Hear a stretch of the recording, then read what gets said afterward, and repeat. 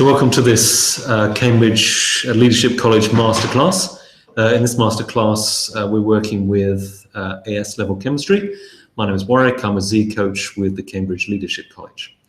So this paper is from the summer 2015 series. It's paper 11.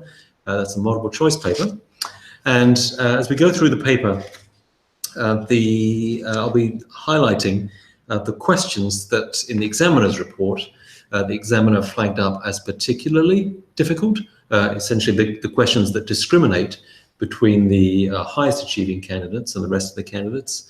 And then there's a middle tranche of questions, and then there's a third collection of questions that most students found easier. And we'll try and identify those as we go through the exam, and pay particular attention to these questions that the examiner identified were the ones where the highest achieving students were successful. Okay, very good. So the paper starts with actually a question that the examiner flagged up as easy. You're just looking here to show the activation energy when a catalyst is used. And most students got this right because you just needed to show that the role of the catalyst is to lower the activation energy so that there's a greater proportion of molecules that have at least the activation energy and can then successfully react when they have a collision. So that was an easy start and one of the questions that the examiner flagged up that most students got right. The next one is a question about hydrogen bonding, and you have to look at these different energy changes and work out which one is going to give you the best indicator of the strength of hydrogen bonds. The hydrogen bonds, of course, are intermolecular. The hydrogen bonds exist between different molecules. They're talking about hydrogen halides here. So in a hydrogen halide, let's say you've got hydrogen fluoride. Well, that is slightly negative, that's slightly positive. And if there's another hydrogen halide molecule over here, then you get some partial bond formation there between the lone pair of electrons that's available on the fluorine and the permanent dipole of the other molecule. So you're looking at these intermolecular bonds here, and so that's clearly not going to tell us anything about the strength of the intermolecular bonds, because that's number A, or letter A there, is all about the bonding between the hydrogen and the fluorine within the molecule, and this is between the molecules, so that's obviously wrong. Similarly, this one is obviously wrong because we're wanting to focus here on the intermolecular forces, not on the bonding between the atoms in the molecule, and that leaves us these two here. And the answer, of course, is D, because when this hydrogen fluoride vaporizes or boils, then this hydrogen bond between the molecules has to be broken so that the molecules can leave the liquid state and enter the gas state.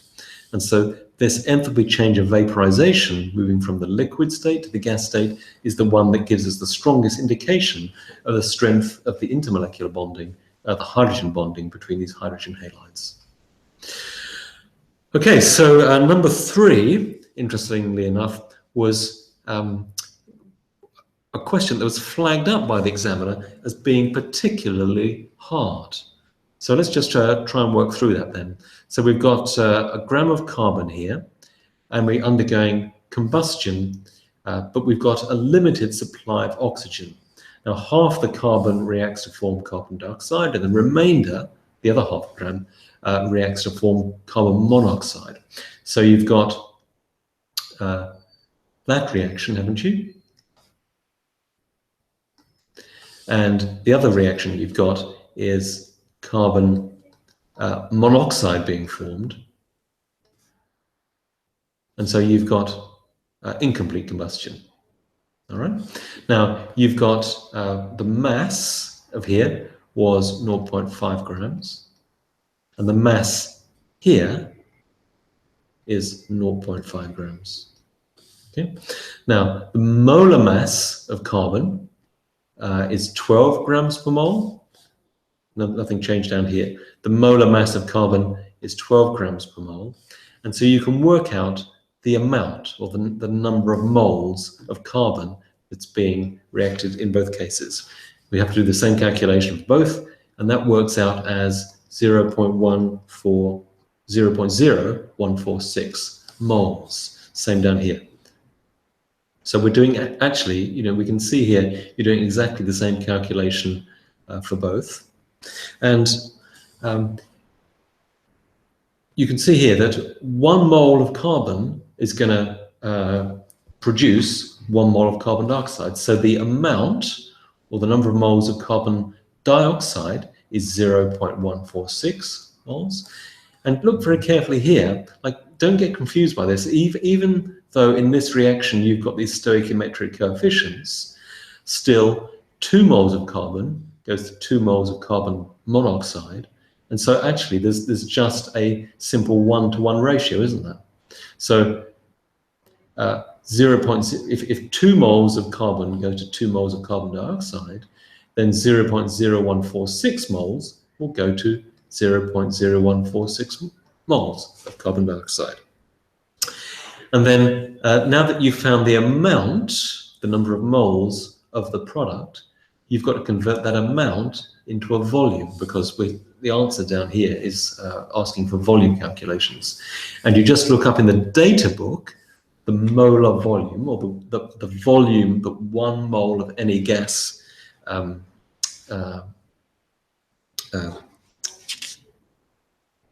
occupies at 25 degrees.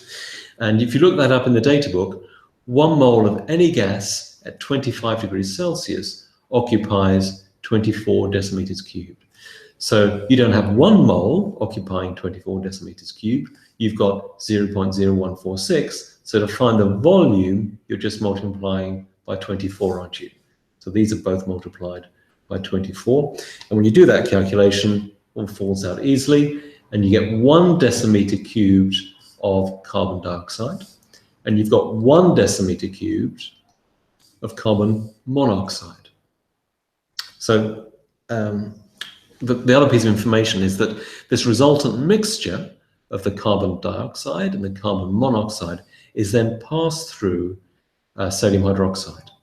And the trick that you've got to notice there is that the carbon dioxide will react, but the carbon monoxide won't. The carbon dioxide is this reaction, isn't it?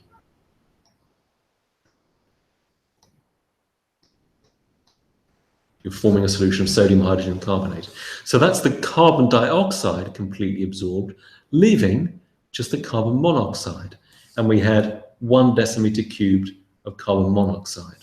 So what's the volume of the remaining gas? All the carbon dioxide was absorbed by the sodium hydroxide solution. Well, the answer is, well, you've just got 1 decimeter cubed of carbon monoxide gas left over. So when you deconstruct the question a bit, I think actually it's rather easier than a lot of students might have imagined. The tricks here is to know, isn't it, that as you pass this mixture through the sodium hydroxide, the carbon dioxide is selectively absorbed and reacted, but the carbon monoxide isn't. So that's, I mean, you just had to know that. And the other thing, of course, to watch is just not to get thrown by the stoichiometric coefficients here. You've just got 1-to-1 relationship there. So you had that many moles of carbon, that many moles of carbon dioxide. And although you've got stoichiometric coefficients of 2 and 2, that's still a ratio of 1-to-1, isn't it? So if you have 0.0146 moles of carbon, you'll have 0.0146 moles of carbon dioxide as well.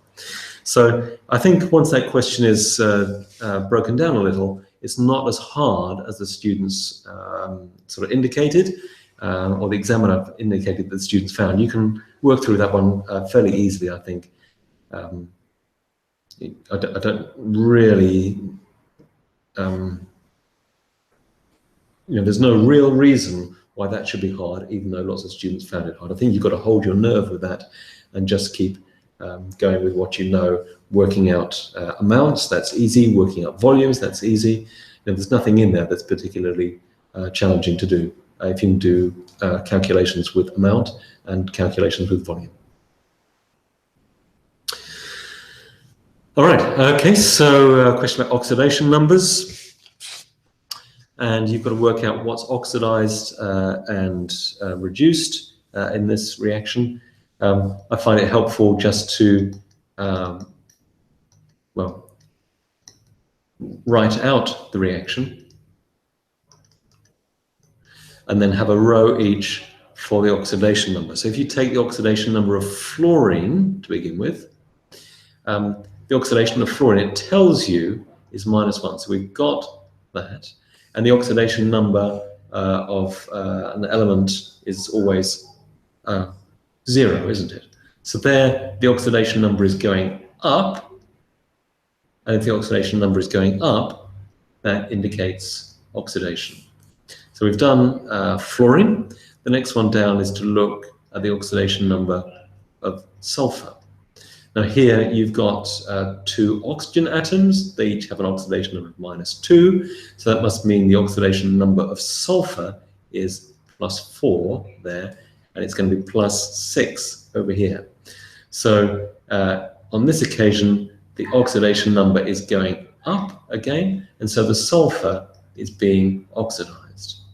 Well, we've got 2 species being oxidized. We might expect the last one to be reduced. Let's just check it.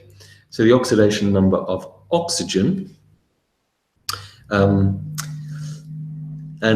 later on we're going to be asked the oxidation number of oxygen in OF2. Well, here, if you remember, they told us the oxidation number of fluorine in this compound is -1. So therefore, the oxidation number of oxygen must be +2, because they told us fluorine is -1, -1. So you've got to use the information in the question there. And as you go over here, the only species with oxygen on the right-hand side is sulfur trioxide. And that has oxidation number for oxygen, normal oxidation number is -2. So as expected, the oxidation number is going down. And if the oxidation number is going down, that is a reduction. So we've got the fluorine being oxidized, the sulfur being oxidized, the oxygen being reduced. And the only row that satisfies that is this one, fluorine oxidized, oxygen reduced, sulfur oxidized.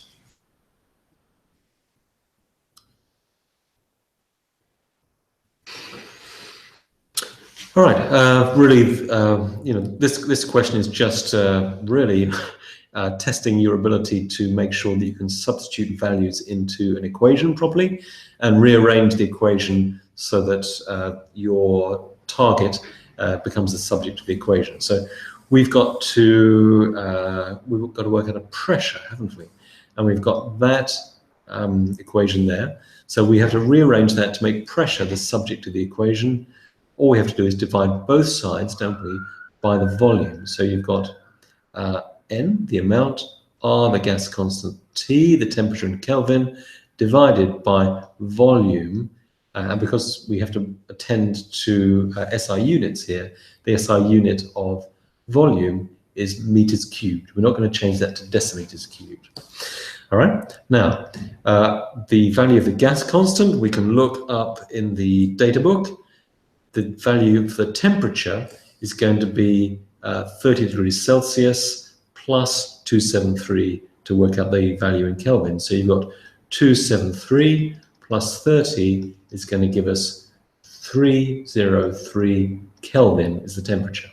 Okay, so we've got the temperature. The volume, well, we're using the SI unit for volume, meters cubed, so that's already in the right unit. So we've got the gas constant, the temperature, the volume. All we've got to do is work out the amount, the number of moles, and we can work out the amount from the mass and the molar mass, because the amount is the mass divided by the molar mass. And we're talking about oxygen gas here, that's O2.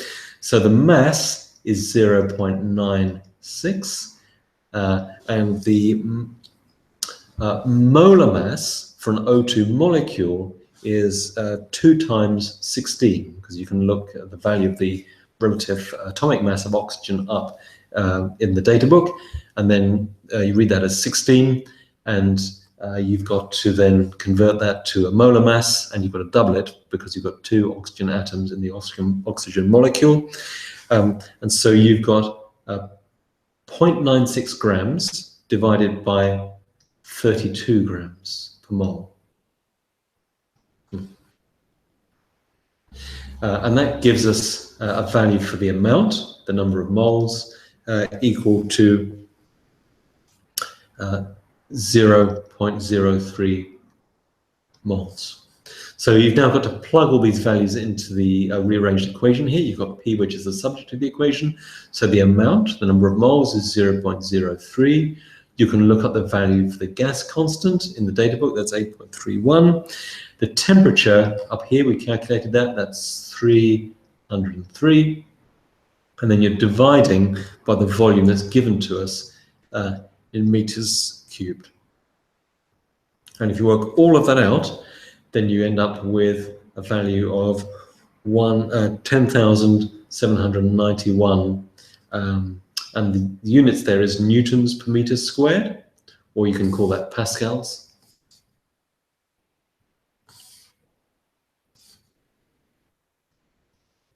And there's an answer here. We've got 10.8 kilopascals. Well, you've just got to divide by 1,000, haven't you, to go from Pascal to kilopascals. So that's 10.8 kilopascals, which is this answer here, answer C. So that question is just really testing your ability to rearrange an equation and substitute values in. All right, 6 was another question that the examiner flagged up as being found particularly hard by the students. And what the examiner was intending was that the students would imagine they had a kind of piston with this equilibrium mixture inside.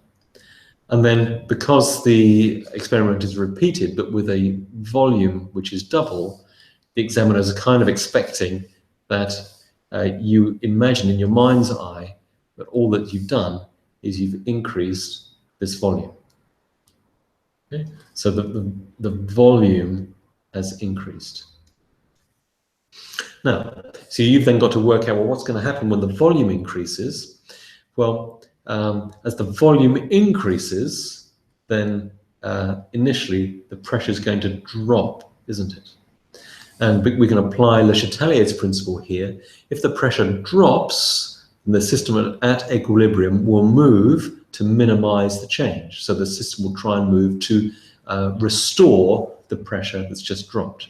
And that means that the position of equilibrium will move towards the products as they try and restore the pressure that just dropped. Now, you could think that you're going for answer A here, because the equilibrium position has shifted to the right, and this is talking about something about these values being higher, but it's talking about the concentration of these values. Now, even though the position of equilibrium has shifted to the right, and there's proportionally more product, actually the concentration of this product isn't higher because you double the volume. And when you double the volume, the concentration has been halved. So even if this equilibrium shifts to the right, you can't compensate for the fact that the concentration has been halved. And so this is the answer that you need to give here, because the position of equilibrium has moved towards the right, so there'll be less, proportionally less reactant, and also the volume has doubled, and so the concentrations of all the gases has decreased. So that means this concentration will have decreased as well. So for those two reasons, the equilibrium concentration of the reactant here has decreased. Not only has the position of equilibrium shifted to the right, but the volume has doubled, which means the concentration of this has decreased. So the equilibrium concentration of the reactant is lower. That's the answer that you're looking for there.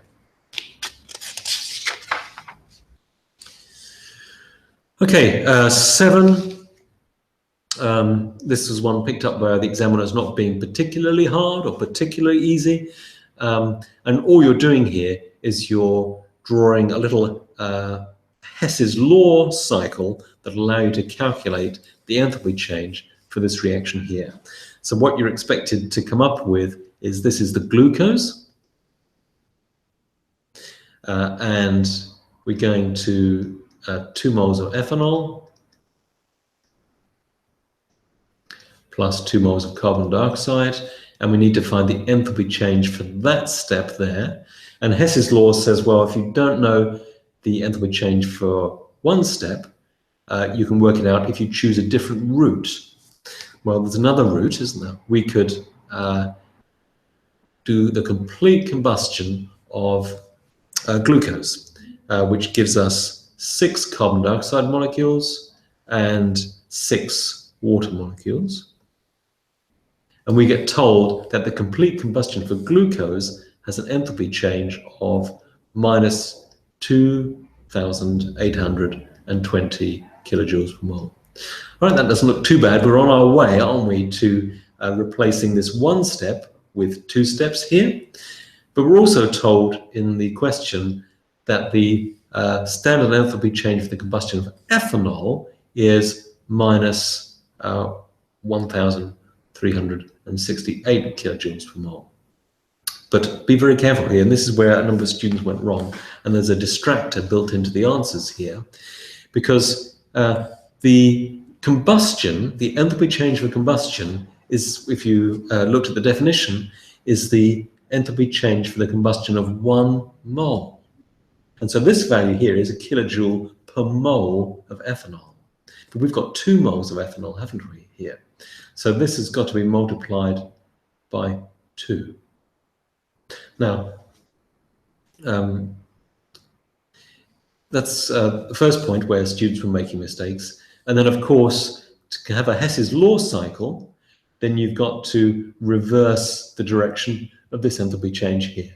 Because we're coming down here and up there, which is 2 steps, which is going to give us the same overall enthalpy change as if we had 1 step up there. So we need to go in that direction. And when you change direction in these Hess's Law cycles, then you need to change the sign of the enthalpy change. Okay, so we've got that value now there, haven't we? We've changed the sign of the enthalpy change. So this value here is the enthalpy change for the reaction, and that equals this first step, which is minus 2,820, plus, because we've had to change the sign here, 2 times 1,368. And if you work all that out, then you get this as the enthalpy change, because you can go through that route 2 steps, and that's the same as going in a single step here. You get a value of minus 84 kilojoules per mole.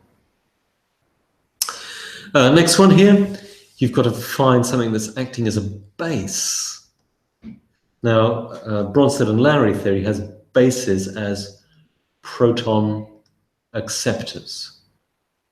Okay, so you've got to look through here and work out whether the underlying species is accepting a proton.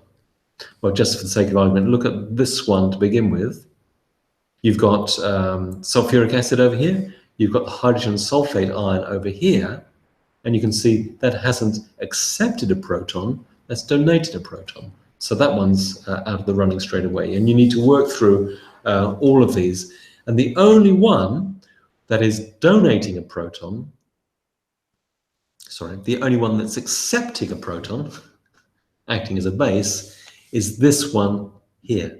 And what's happening is this acid here is donating its proton to this hydrogen carbonate ion over here. And so because you've got the hydrogen carbonate ion excuse me, what am I doing? You've got HCO3 minus, and it's going to accept a proton because the proton is being donated by the acid over here. So it accepts a proton, and you end up with H2CO3. Okay, now that's not quite the same as you've got over here, but you just have to spot that this can then dissociate into H2O plus CO2. Okay, but it's still true that that acid donated a proton to that base, and that base subsequently decomposed to water and carbon dioxide. Feels a bit like a bit of biology coming in here. You've got this hemoglobin protein. It can bind 4 molecules of oxygen, and this is a kind of simplified equation of what that is. And we're being told, aren't we, that the equilibrium constant for this reaction is that value. So you should be able to write the expression for the equilibrium constant for, you have on the right-hand side, concentration of product. It's 4 oxygens bound to the hemoglobin molecule. And then on the denominator, you've got the reactant. So you've got the concentration of the hemoglobin, the deoxyhemoglobin, and you've got the concentration of the oxygen molecules. And when you write these expressions for equilibrium constants, then the stoichiometric coefficient you had here becomes the indice over here. Now, so that's our expression for equilibrium constants.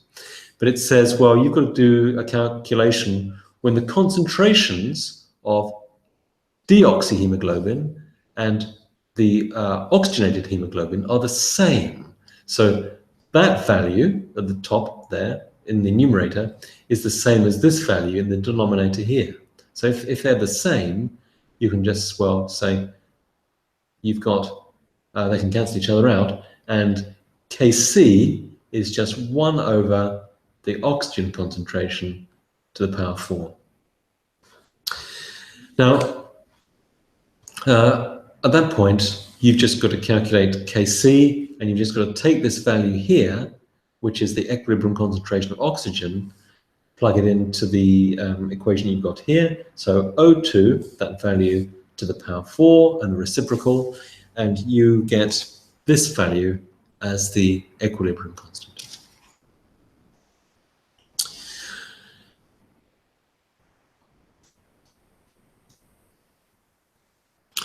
Okay, so you've now got here a question about an ethene molecule.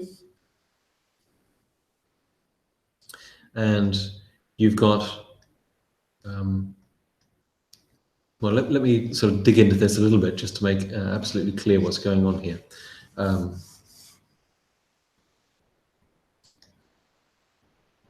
The ethene molecule is this, isn't it?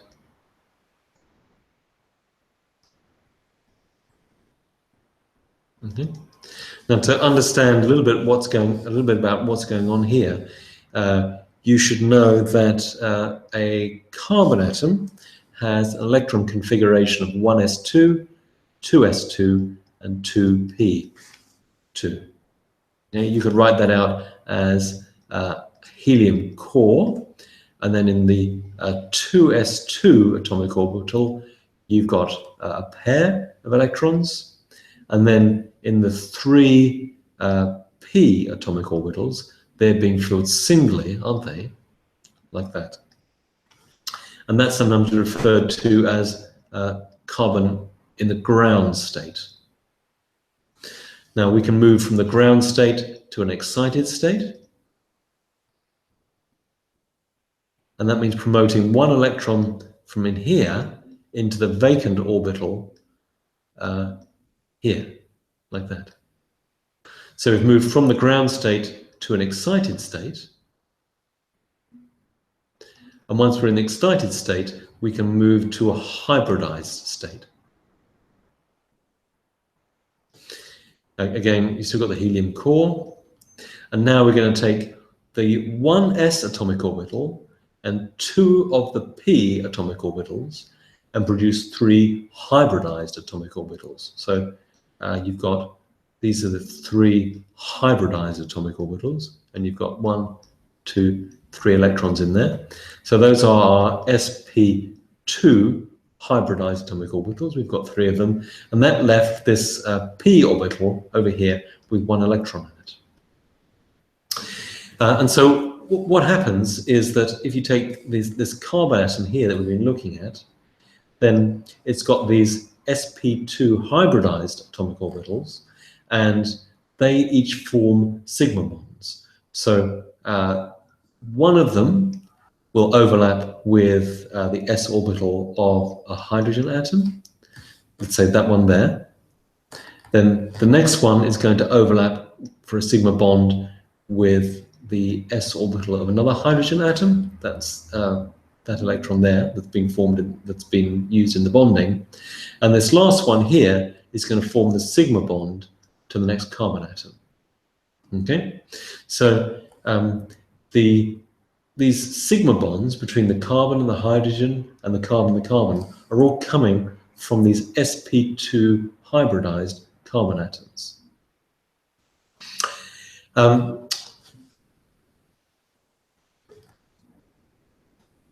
But this p orbital here has been left behind. It's just the p orbital there. It's unhybridized, and so you've got one unhybridized p orbital here on one carbon, and similarly you've got an unhybridized p orbital on the second carbon, and those allow a sideways overlap between p orbitals. And then these are the sigma bonds here, because on this carbon you've got 3 sp2 hybridized atomic orbitals as well. And so in the here you're getting the sigma bond is sp2 from that carbon overlapping with sp2 from that carbon, which is this one here. And then the pi bond is the sideways overlap between the p orbital that was left behind from the hybridization process on one carbon and the p orbital that was left behind from the hybridization process on the other carbon. So that's the overlap between the 2 p orbitals. And so the answer that you have to give here is answer A. Now this is another one that the examiner flagged up as students generally finding easy. This is an endothermic reaction, isn't it? Because you can see that the products end up at a higher energy than the reactants. And so up here is the transition state.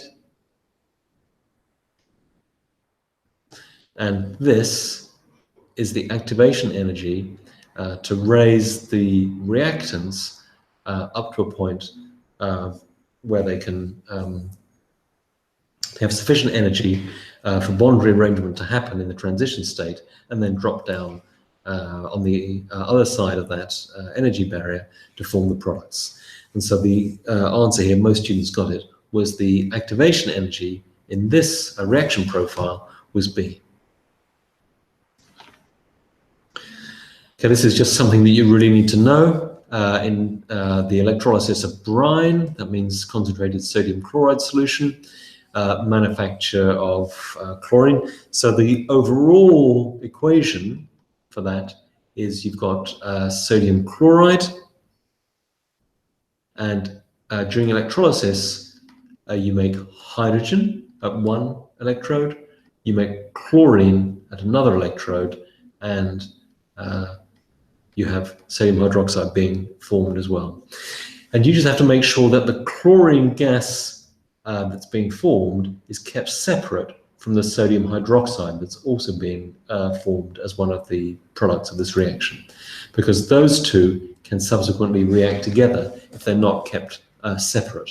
So you might know from elsewhere in your studies that chlorine and sodium hydroxide is a kind of classic example of a disproportionation reaction to give you sodium chloride and sodium 1 chlorate. That. Okay. So you've got to keep the chlorine gas that's been made and the sodium hydroxide that's been made, you've got to keep those separate. And so your answer here is that you keep separate from chlorine the sodium hydroxide that's been made. Again, just more sort of hard learning here. There's nothing really you can work out very much.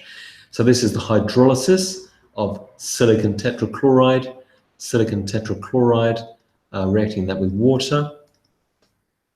Well, you're going to make these steamy fumes that they mention is a classic indicator for a hydrogen halide gas, in this case hydrogen chloride, and you're getting that. That's the balanced chemical equation. So you've got these steamy fumes, and then this silicon dioxide is the white precipitate. So you expect to see both of those, the steamy fumes of the hydrogen chloride gas and the white precipitate of silicon dioxide. Answer there is 14B.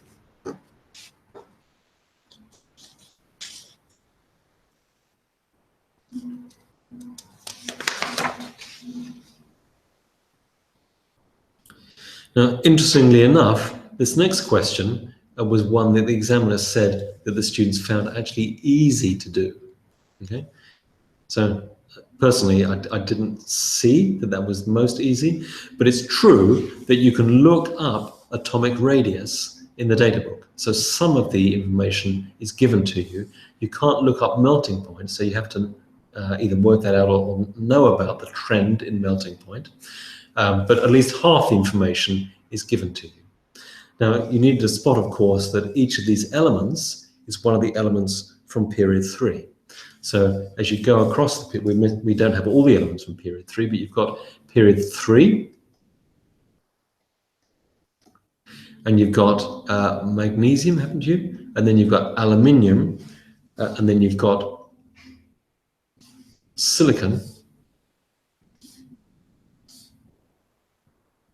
and you've got phosphorus. It's an incomplete period 3, but we're looking at the trend as we go across period 3. And you could look up in the data book the atomic radius. And as you go across the period, then you're increasing the nuclear charge, but adding electrons to the same quantum shell. And so that means that the atomic radius decreases as you go across the period. And the values from the data book were 0.160 for magnesium, 0.143, these are getting smaller for aluminium, 0.117 for silicon, and 0.110 for phosphorus. And then that's what you can look up in the data book, and then you've got to know a little bit about boiling points. Okay, sorry, this is melting point, isn't it? Sorry, melting point. Well, these are both metals. And you need to know that as you go from magnesium to aluminium, then the melting point is increasing because the metallic bonding is stronger in aluminium than it is in magnesium. As you go over here, phosphorus exists as a simple molecular solid. So you've got P4 molecules, and then you've got London forces, dispersion forces, in between each of the P4 molecules. So you've got P4, and then you've got weak intermolecular forces between another P4 molecule. And because you've only got to overcome, when you melt phosphorus, these weak intermolecular forces, dispersion forces, then that's going to have a low melting point. So I would say that's the lowest, then magnesium, then aluminium is a higher melting point than magnesium. And then you just need to know that the silicon has the highest melting point. And the reason for that is that as an element, it doesn't exist as discrete molecules, simple molecules, but it exists as a giant molecule, which is the same structure as you know from looking at the structure of diamond. Remember, the carbon and silicon are exactly the same group. And so the structure for silicon is the one that you've learned for diamond, which is this tetrahedral arrangement, and the giant lattice just continues growing and growing. And because to melt silicon, you have to melt all of these strong covalent bonds, it ends up with the highest melting point. So you can look up the atomic radii in the data book. You have to know about the trends in melting point across period 3. And once you've got the atomic radii sorted out and you've got the melting point sorted out, as I've done there with those 2 rows for period 3, then you just need to work out which of these graphs accurately represents the trends that you identified or either looked up there. And the one that does that is graph C, and the examiner said that most students found that relatively easy to do. Okay, this one, another one, the examiner said that students found quite easy. Chlorine and water, you're getting hydrochloric acid and chloric 1 acid here. These are other oxidation states of chlorine down here. This is the one that you need to get. This is now, question 17 is trying to get you to use your knowledge of the reactivity within the group 7 elements, and answer some of the questions here. The answer that you need to give is D, because this is the halide ion here, isn't it? So if you have, this is the halide group, you've got fluorine, chlorine, bromine, iodine, and then you've got this astatine. And you've got, as you go up the group, that the element is more reactive and a stronger oxidizing agent. But when you go look at the halide ions, they're single negative ions, aren't they? Then as you go down the group, then these become stronger reducing agents. And in this step here, the astatine work is the ion, the astatide ion, is working as a strong reducing agent, and the sulfuric acid is going to be reduced. And if sulfuric acid is reduced, you can have this kind of process going on. So this sulfur there, the oxidation number of sulfur is +6, isn't it? The oxidation number of sulfur there is +4. So that's the sulfur being reduced because the oxidation number is going down. That's a reduction. Reduction is gain. So electrons are going to be gained, aren't they, over here? And then we balance the oxygens with water. We've got 4 oxygens here, 2 oxygens here. We're going to need 2 H2O. And then we balance the hydrogen atoms with hydrogen ions. We've got 4 here, 2 there. We need 2 over here. And then balance the charges. Okay, so here's an example of sulfuric acid being reduced. So it's an oxidizing agent. And so it can then oxidize the astatide ion from the ion to the element. There the oxidation number is -1. The oxidation number is 0 there. The oxidation number is going up. And that means oxidation is loss of electrons. We've got, for that half equation, 2 electrons there. So it's true that the astatide ion can be oxidized by sulfuric acid. So that's the answer the examiner is looking for at the end of question 17.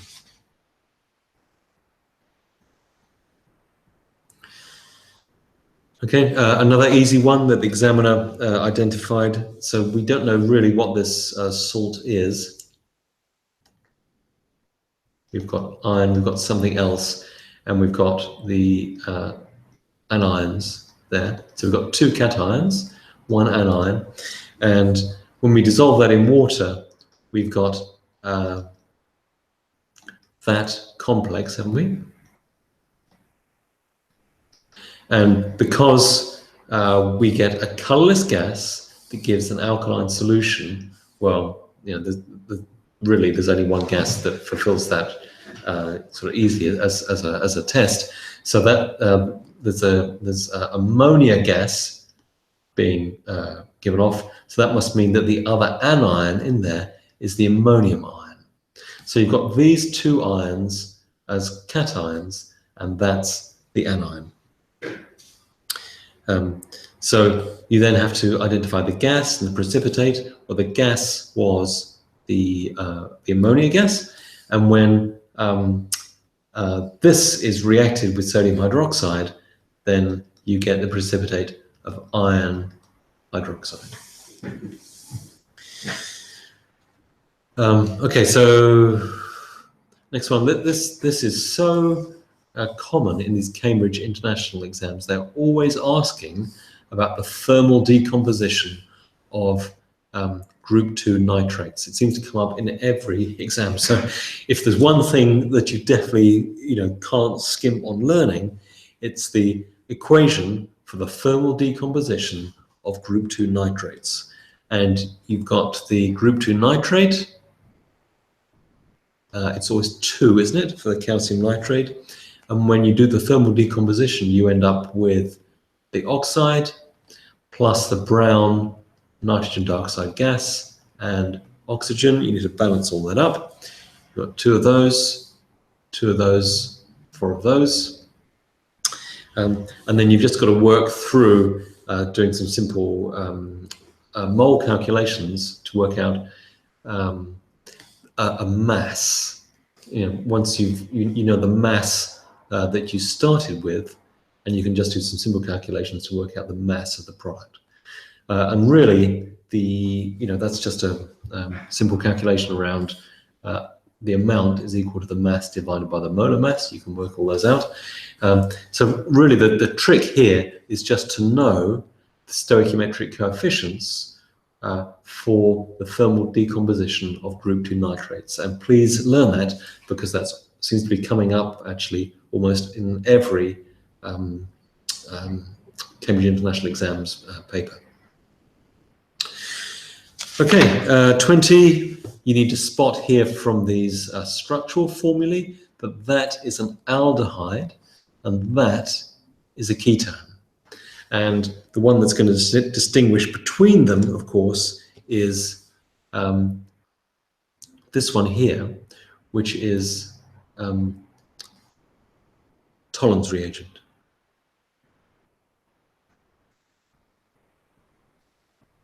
It's Tollens reagent, because Tollens reagent will oxidize the aldehyde to a carboxylic acid, and you get a silver mirror when that happens, but it can't oxidize the ketone. You can't do mild oxidation of a ketone. There's no oxidation product. And so this one here, Tollens reagent, which selectively oxidizes the aldehyde but not the ketones to give a silver mirror, is the discriminating reagent that you use to choose between those two. All right, so the examiner identified this one as hard. And the point here, of course, is that when you're heating with dilute hydrochloric acid, that's a hydrolysis reaction. And in the hydrolysis reaction, you're going to break a bond and return, you're going to break the bond using water. And you've got 2 bonds that are susceptible to hydrolysis here. You've got an amide bond there, haven't you? That's the amide bond. And you've got an ester bond there. And both of those bonds are susceptible to hydrolysis. Now, when you do the hydrolysis, if you look at this molecule here, then you're going to get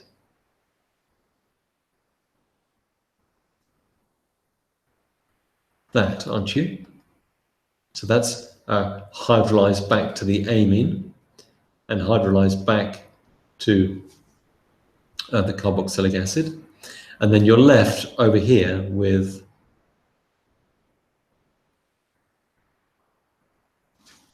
that. and that. So I think the that excludes, doesn't it, these two down here. So those are both wrong. And in the examiner's report, a lot of students did this hydrolysis and got those two products, and then immediately went for this one. But the trick that you've got to watch is that we're doing this hydrolysis in hydrochloric acid, which means that these carboxylic acids will be carboxylic acids, but we're going to protonate this amine here. So that actually ends up as NH3 plus, because it's protonated from a proton that's available in hydrochloric acid. And so you're very, very close when you get to answer A. You've done the hydrolysis correctly, but don't forget you're working in hydrochloric acid, and the amine in hydrochloric acid will be protonated. And so the answer at that point is answer B. 22, this is just knowledge of organic reagents and conditions. This one is used for reducing aldehydes back to alcohols. This is also used for reducing aldehydes back to alcohols. This one here is used in the dehydration of alcohols. We're trying to look at the hydrogenation of carbon-carbon double bonds. So I suppose that sounds a bit like dehydration, but we're looking at hydrogenation, and actually the only set of reagents and conditions for hydrogenation of carbon-carbon double bonds is this reaction reagents up here.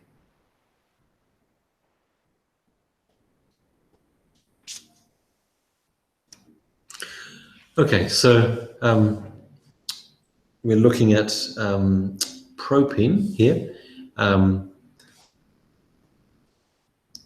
And when propene is reacting with hydrogen bromide, isn't it? So you've got that. You just have to kind of know your mechanisms here. So you've got that.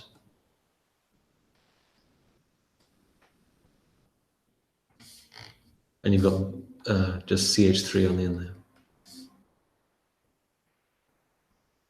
Now, you've got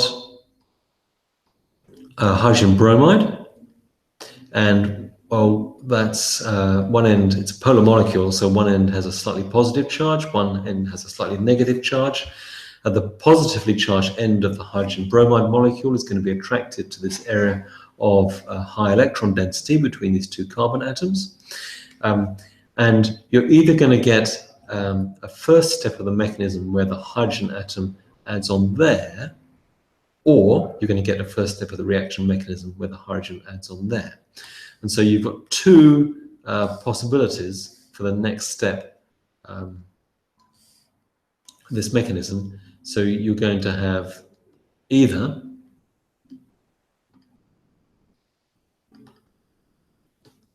the hydrogen adding on there,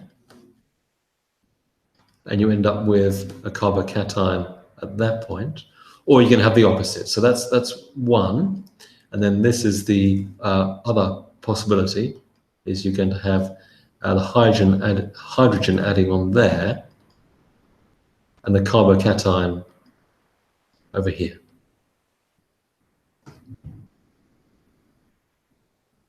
Now, you've got to decide then, I mean, both of these are formed to varying amounts, but which one is going to be more stable and will form to the greatest amount?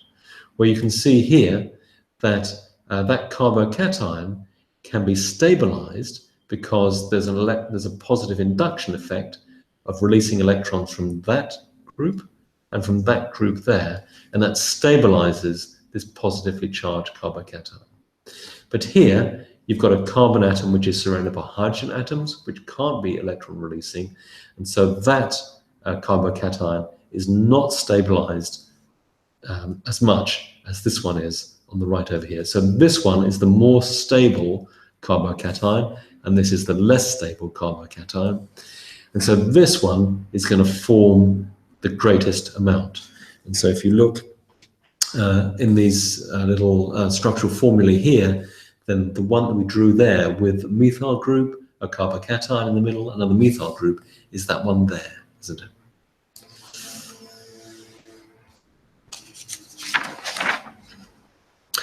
Right, so 24, another one that the examiner flagged up as students finding very, very difficult. Now,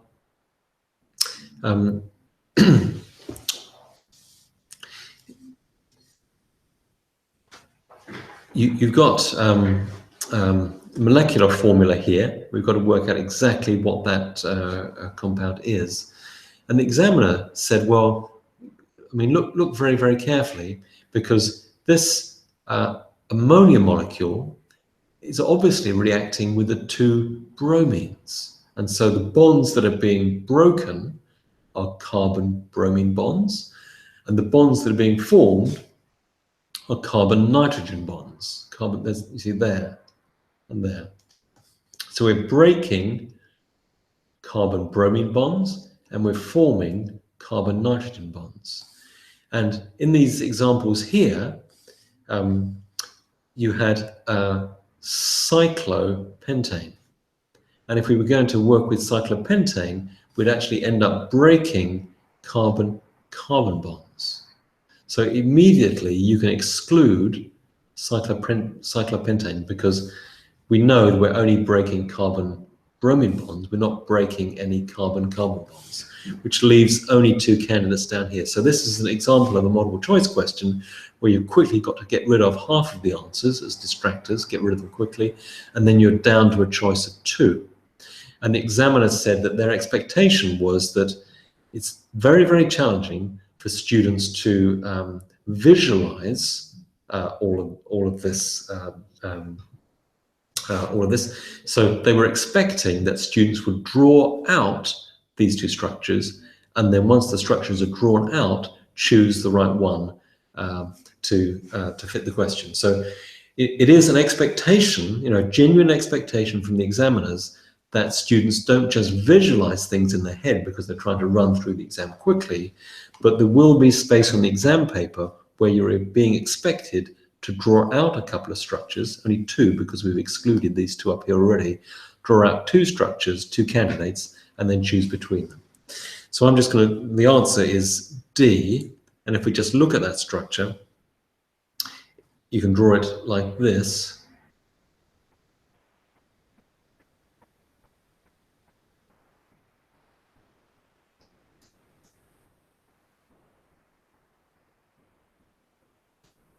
Those are the two carbon-bromine bonds. They're going to be broken. And then you've got CH2,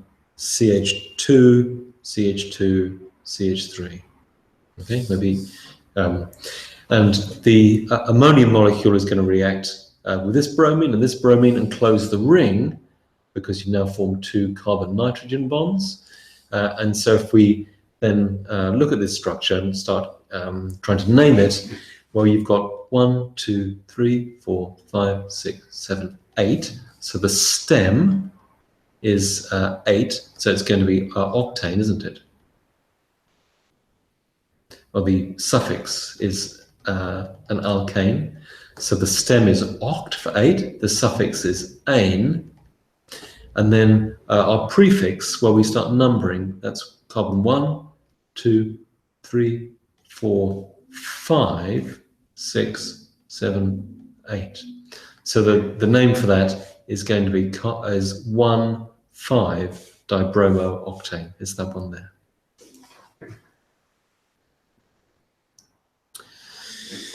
Okay, next one.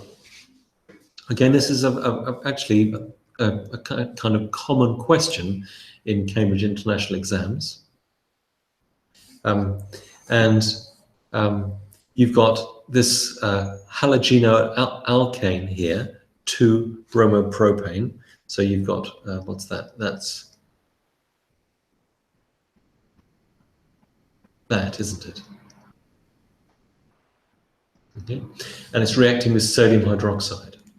Now, the thing that you've got to spot here is that when you react this halogenoalkane with sodium hydroxide, you're either going to get an elimination reaction, which is going to give you propene,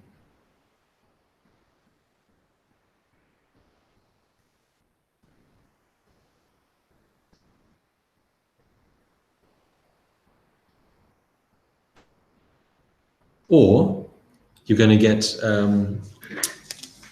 substitution reaction, which is going to give you the alcohol.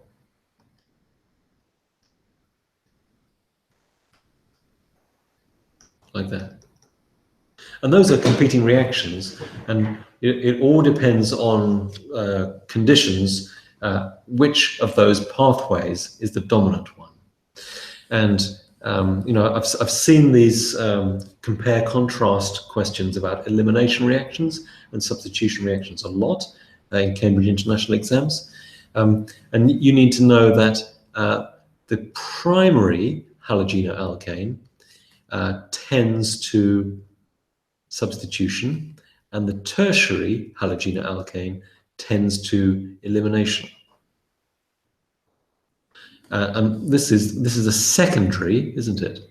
So we can't. That doesn't really help us that much here, because if the primary halogenoalkane tends to substitution, and the tertiary halogenoalkane tends to elimination, it doesn't really help us to know what would happen to a secondary alcohol. So it's nothing to do with primary, secondary, or tertiary alcohols, but we're told about the solvent conditions, and using ethanol tends to favor elimination at the expense of substitution. And that's just a kind of a fact that you have to learn when you're learning about these competing elimination and substitution reactions.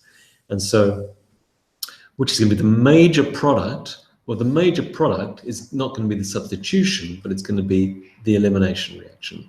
And when we eliminate hydrogen bromide from this, we end up with propene. And so the answer there is D. But there's lots of ways they can ask these kinds of questions, but they're wanting you to understand that these halogenoalkanes can undergo elimination or substitution with sodium hydroxide, and it all depends on the reagent conditions, either aqueous or an ethanol, and whether the halogenoalkane is primary, secondary, or tertiary. Still talking about halogenoalkanes here. You probably remember from your notes that the bond strength is one of the factors in the rate of reaction of a halogenoalkane.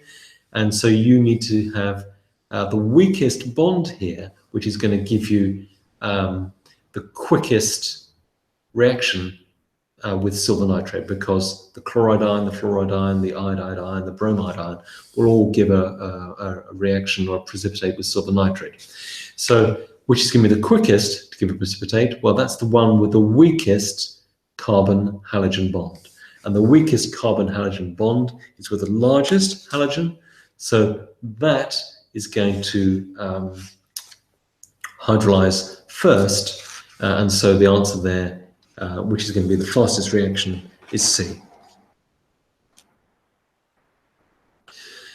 Okay, so these ones here, we've got, this is a primary alcohol here, this is a tertiary alcohol. So we've got to find some way of discriminating between primary and tertiary alcohols. Well, the answer is B, because the primary alcohol, when it's oxidized, is going to become an aldehyde, which subsequently becomes oxidized to a carboxylic acid. But a tertiary alcohol cannot be further oxidized by potassium dichromate. So this will be no reaction. The orange potassium dichromate doesn't change any color. This is going to be oxidized first to an aldehyde and then to a carboxylic acid, and the orange potassium dichromate will be observed to change color to the green chromium reduced species. Okay, this is one that the examiner flagged up that a lot of students had difficulty with.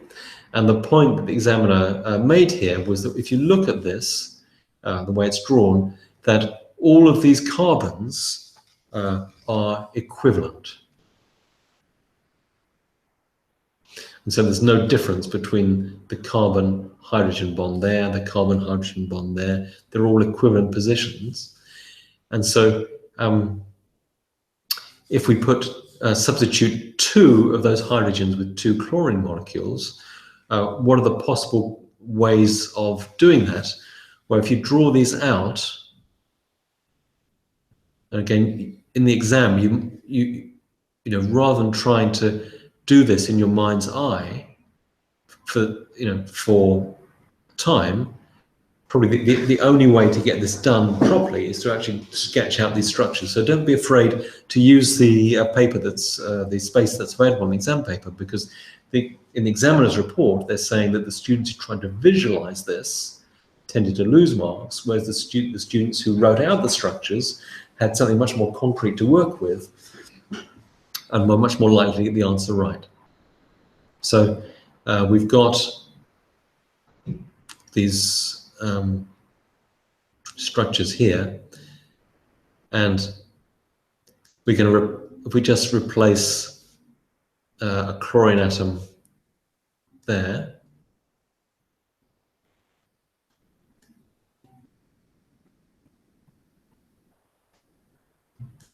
you can just put a chlorine atom on there.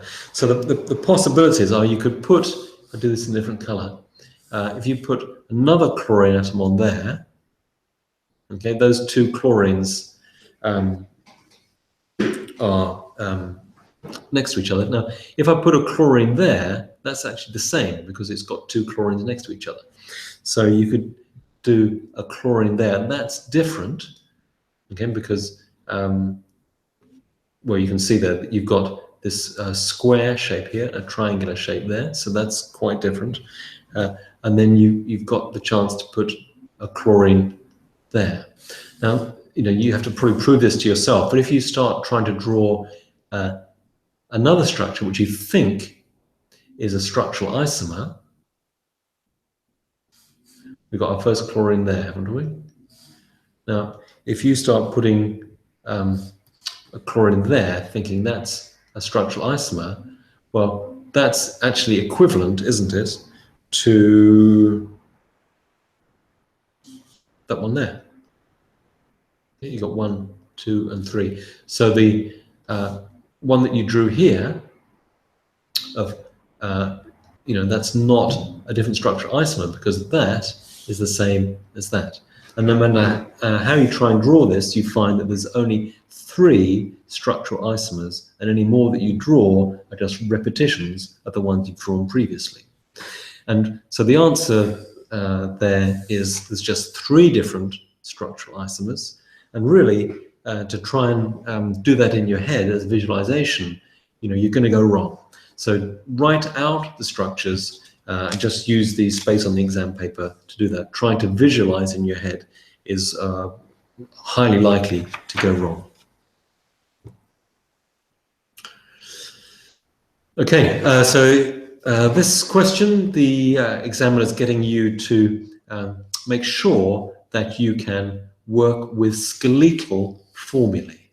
Okay, now in a skeletal formula, what's happened is that all the carbon and hydrogen atom labels have been removed. We can't see C or H anywhere. And in the skeletal formula as well, all the bonds from carbon to hydrogen have been removed from the representation, but they're still there. So for example, at this point here, a hydrogen has been removed from the skeletal formula just to make the formula easier to read. So it's implicit that where you've got that end point there, you would have 3 carbon atoms. And similarly, at this point here, it's implicit that you would have 2 hydrogen atoms, 3 hydrogen atoms there. You'd have 2 hydrogen atoms there. Yeah. So you've got 3 hydrogen atoms implicit there. You've got 0 hydrogen atoms implicit there. You've got 2 hydrogen atoms implicit there, 2 there. You've got 1 there. You've got 3 there. you've got 2 there, you've got 2 there, and you've got 1 there. Now, this is the examiner's testing your ability to see these implicit hydrogen atoms, which are excluded from the skeletal formula. And if you add that all up, you've got 10 carbon atoms, and you've got 16 hydrogen atoms. And when you do the complete combustion of that, well, you're going to end up, of course, with 10 carbon dioxide molecules and 8 water molecules. And so you've got a ratio of 10 carbon dioxide to 8 water molecules, down to simplest whole number ratio.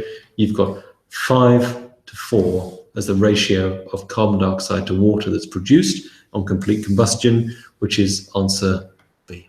So just really testing your ability to work with skeletal formulae there. Okay, I'm rushing through here to finish this in time. Let's try and move quickly on to some of the questions that the examiner flagged up as being particularly hard. So 31.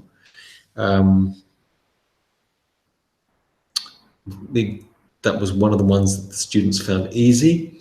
32, let's just do that one quickly. You've got to see which of these statements is correct. The angle is approximately 120 degrees, where you can see that. That's 120 degrees there. That's correct. The molecule has 2 pi bonds. No, it doesn't. It's got 1, that means 1 sigma bond there and 1 pi bond there. So it's only got 1 pi bond, not 2. Does it have 3 lone pairs of electrons? Well, again, the examiner is testing your ability to read, in this case, read a displayed formula. And you should know that with the oxygen there are 2 lone pairs of electrons on the oxygen, and there's 1 lone pair of electrons on the nitrogen, 1 lone pair of electrons on the nitrogen. There are 4 lone pairs of electrons, not 3. And so the only answer there is answer 1, which gives option D for the multiple choice. Okay, again, they're using some distractors here. When you're doing the electrolysis of aluminium oxide, it's true that aluminium oxide has an extremely high melting point. That was the problem, actually, that had to be solved originally when the industrial process for extracting aluminium was developed. Bauxite, no, so bauxite is the name of the aluminium ore, isn't it? What you use to lower the aluminium oxide, to lower its melting point so that it can be electrolyzed, is molten cryolite. Formula for that is sodium 3Al F6. So that's molten cryolite. So bauxite is the ore, and you use molten cryolite, not bauxite, to lower the melting point of aluminium oxide. And then, these are all just trying to catch you out here. You know, don't you, that oxygen is produced in the electrolysis of aluminium oxide, and you know that it reacts with graphite to produce carbon dioxide, so that looks like a right answer, but the oxygen is an anion, and the anion in electrolysis goes to the anode. And they wrote cathode here, so that's incorrect. So the only one here that you can answer as true is 1, and you look that up on the answer key, and that gives you answer D. Okay, let's shoot ahead then to find a question that the examiner identified that the students found particularly hard. So this is question 39 here. All right, and let's just spend the last bit of time we've got working on that. So you've got a target here. You're trying to make this cycloalkane. It's not benzene ring there at all. This is a cycloalkane, and it's got bromine at that point there. Now, which compounds would react to form that? Well, you can get there, of course, just by doing a nucleophilic substitution, can't you? So you would use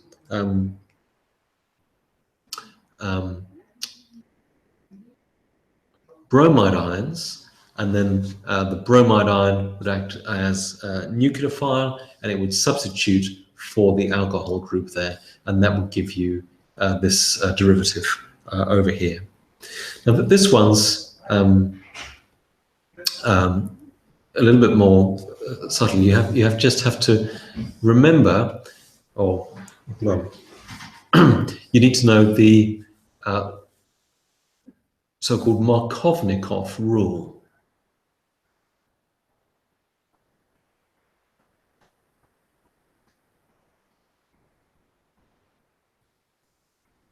And the Markovnikov rule is that when you've got hydrogen bromide, and the hydrogen bromide is going to add across this double bond, the hydrogen, because you're adding hydrogen bromide, so there's going to be a bromide added, a bromine added, and a hydrogen added. The Markovnikov rule for these kinds of addition reactions is the hydrogen attaches to the carbon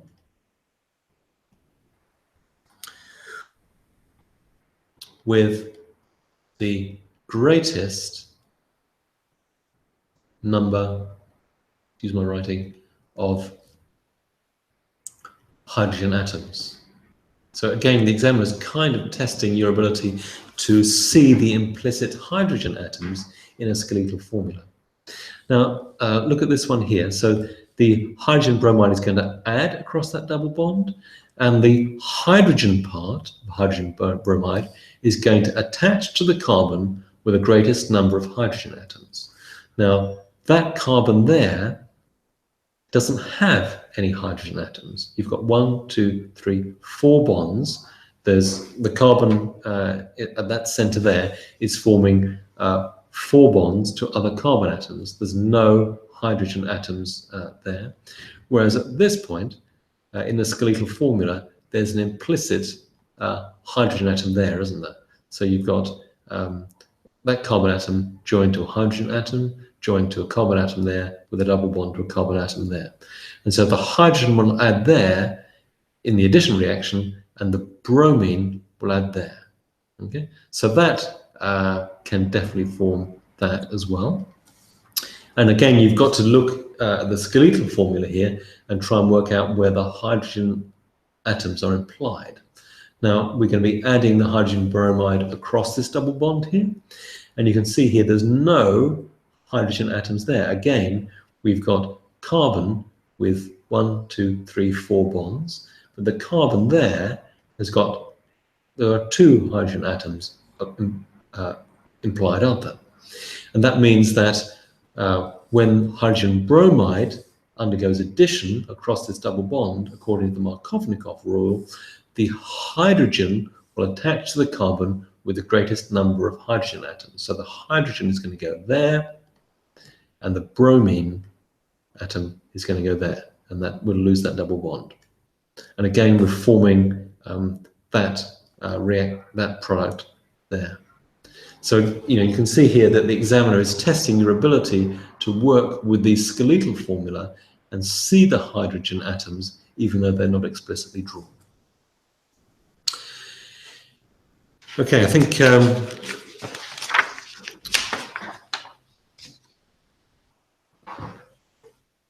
just time to just then do the last question in the exam.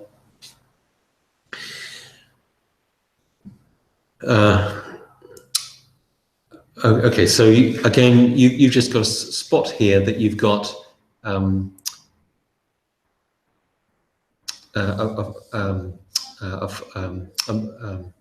substance here, which is 5 carbon chains long, isn't it? Pentanoic acid. And so you've got one end, you've got carboxylic acid, and at the other end, you've got an alcohol. And so because when you have an alcohol reacting with a carboxylic acid, normal reaction for that is to make an ester bond. And in this case, you're forming an ester by reacting one end of this compound with the carboxylic acid end with the hydroxyl group at the other end. And so you end up with a cyclic compound where you've still got this ester linkage here. All right? And so to do that, when it's just an esterification, and when you do the esterification, it's an elimination reaction, and so a molecule of water is produced. And to get the reaction to run, you need to use some concentrated sulfuric acid. And this is the distractor here, because that's all talking about the use of an oxidizing agent. So this is the correct answers here, looking at 2 and 3 to form that cyclic compound with this internal ester linkage that's formed from the carboxylic acid and the hydroxy group. Okay, very good. So that's the end of this masterclass from Cambridge Leadership College. We've been through this multiple choice paper for AS students of chemistry. And of course, the Z coaches from Cambridge Leadership College will be monitoring the Slack channels. And if you have any questions, either from this paper or from other work that you're doing for AS level chemistry, then we'll be delighted to handle any questions that you've got on the Slack channel for AS level chemistry. So thanks for joining this masterclass, and it just remains for me to wish you every success in your studies of chemistry.